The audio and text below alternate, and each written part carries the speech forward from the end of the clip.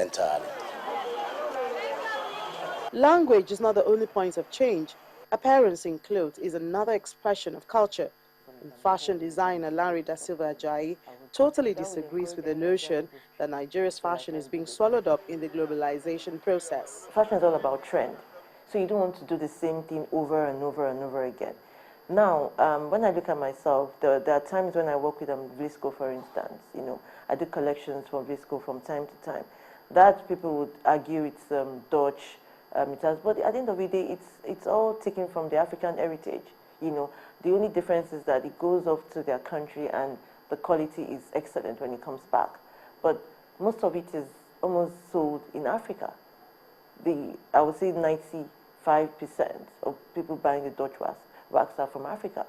And that is something, The Northerners love it, They're different. There's the wooden range there. So I would not say anything. The international coming in just comes into, they take some of what we have. I know sometimes they use the fans. They look at things around Africa to make the prints. I'm sure you agree with me. When you buy these prints, you see the African heritage in it. So I would not say that the inflow of the international community has anything to do with African fashion. It's just that there are trends in fashion. We follow colors. We try to, there are times when it's just the way when you look at what our mothers wore then, you find that they wore the clogs and then it comes back again. For a long time now, we've worn pencil trousers. And so I just think that fashion is revolving. It's a cycle. And it depends on the time you're in it. And then you follow what you find, It's a trend thing.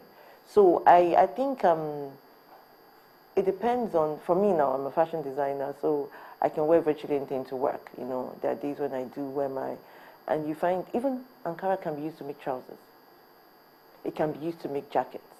You can do adire. Adire is amazing. I love adire. And you could even do the adire print on silk, which is what I have in some of my collection here. This was my Rock Delight collection, and I have adire print on silk. Amazing. This is cosmopolitan. It can be sold anywhere in the world. And it's an adire, it's an African print. Olumorok. It came in from Olumorok. So we as designers, we try to, for myself, for instance, I try to make sure that whilst doing my Victorian era, for instance, I've tried to modify for today's women, and I try as much as possible to bring in the African heritage in my fashion, but make sure that it could be worn anywhere in the world. A positive attitude also applies to hairstyles. Have you not noticed the latest trend in natural hair? Like, I'm not doing that anyway. I can't do it. My hair, I'm always really saying when I go to the salon, like, I thank God I've got, like, enough hair, like my natural hair. I retouch it. But when I see women with this old natural hair, and it's really nice. My mom's pictures when she was growing up, when I look at old pictures, it's all this afro, very nice, very 60s. It's all back. It is back. Look at your hair. I just even looked at your hair. Natural. It's in. No, we've not lost it at all. With our natural hair, we wear our beautiful dresses and we are good. We travel with it. People are being very, very, very, very adventurous with hair today. At the same time, we love our wigs and our weaves and everything. Like, I have a weave on, blending in my hair. So I think it's still a mixture. So here we go. International community is not holding us back. Our culture is still very much intact, And now we encourage our children to keep their natural hair for as long as they can. And it seems this strategy of modernizing the African feature is not used by Lanre alone. Those runway events in the country are enriched with designs on local fabrics, but made to be flaunted at events in any part of the world.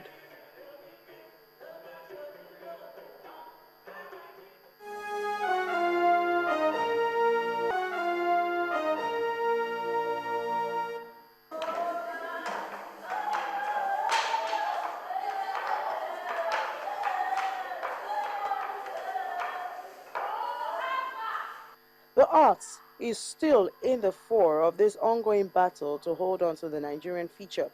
These days, stage plays that portray the Nigerian people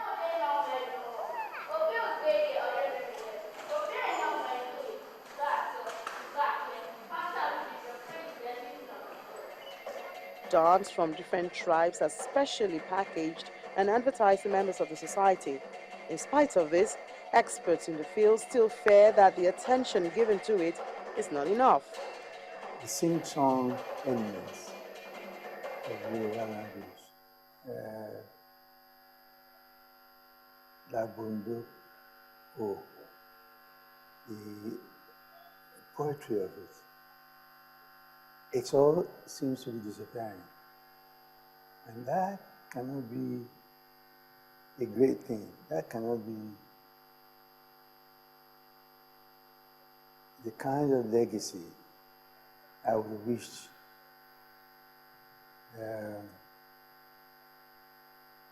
we would be proud to hold up and say, based on our cultural heritage, I would want to uphold this particular strand. Instead, you have the Azonto dance, the hip-hops have taken over, and there's a universalization of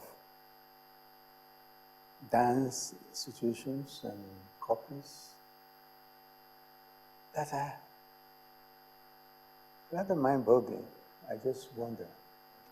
This perspective is quite different from that of singer and music producer Jide Cord, who believes it's all part of change. At the time we started out, if I'm allowed to say that, we would have been seen as breaking bounds and going the edge. Why is he putting calypso in his music? Why is it sounding English? Why is there a lot of English language in his juju music? So the transition of music or the movement of culture itself, it's a seamless thing. It's something that never stops. So that is Nigerian music of now, what you call in hip-hop, rap. They speak their language, they're not speaking American. They say it in their own way. It's their pain, it's their joys that's coming out of that music. That is Nigerian cultural music today. Yeah, but isn't it diluted, or isn't it that we are losing it? Because we used to have the talking drum, you know, the very native things that when you hear it, even when the Westerners hear it, they know of a truth without it being diluted. I'll go back to what I said earlier. You would say that, but when guitar came into Agidigbo, people would say it was being westernized. Now you're accepting guitarized Agidigbo as good juju from Jide Cord, and what probably Olamide is doing as diluted. No, that is today. That is culture in movement. It is easily accepted, easily even discernible as Nigerian. It's because you're Nigerian that you think people in Spain or in Korea will probably not identify it as Nigerian from the very first note. Food is another major feature that make up the Nigerian personality.